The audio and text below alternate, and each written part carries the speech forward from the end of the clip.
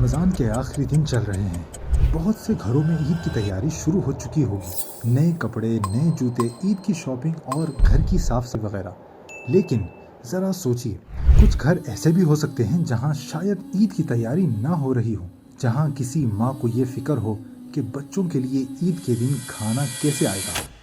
اسی لیے اسلام نے ہمیں ایک خوبصورت نظام دیا ہے، اور وہ ہے صدقہ فطر۔ حدیث پاک میں آتا ہے کہ سرکار مدینہ صلی اللہ علیہ وسلم نے ایک شخص کو حکم دیا کہ جا کر مکے کی گلی کوچوں میں اعلان کر دو، صدقہ فطر واجب ہے۔ تو آئیے سمجھتے ہیں فطرہ کیا ہوتا ہے اور کسے دیا جاتا ہے۔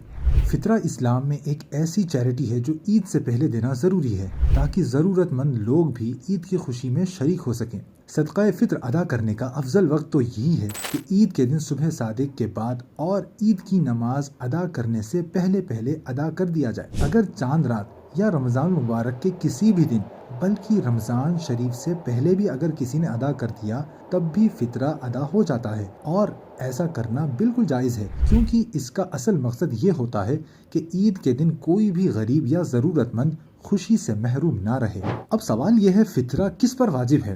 صدقہ فطر ان تمام مسلمان مرد اور عورت پر واجب ہے جو صاحب نصاب ہوں، اور ان کا نصاب حاجت اصلیہ یعنی ضروریات زندگی، مثلا رہنے کا مکان، خانہ داری کا سامان وغیرہ سے فارغ ہو۔ مالک نصاب مرد پر اپنی طرف سے، اپنے چھوٹے بچوں کی طرف سے، اور اگر کوئی مجنون یعنی پاگل اولاد ہو، چاہے وہ پاگل اولاد بالغ ہی کیوں نہ ہو، تو اس کی طرف سے بھی صدقہ فطر واجب ہے۔ ہاں، اگر وہ بچہ یا مجنون خود صاحب نصاب ہے تو اس کے مال میں سے فطرہ ادا کرے۔ اب ایک اور سوال آتا ہے، صدقہ فطر کیسے اور کتنا دینا چاہیے؟ صدقہ فطر کی رقم ہر سال بدل سکتی ہے، کیونکہ اس کا حساب عام طور پر گیہوں، جو، کھجور اور کشمش وغیرہ فوڈ آئٹمز کی قیمت کے مطابق لگایا جاتا ہے۔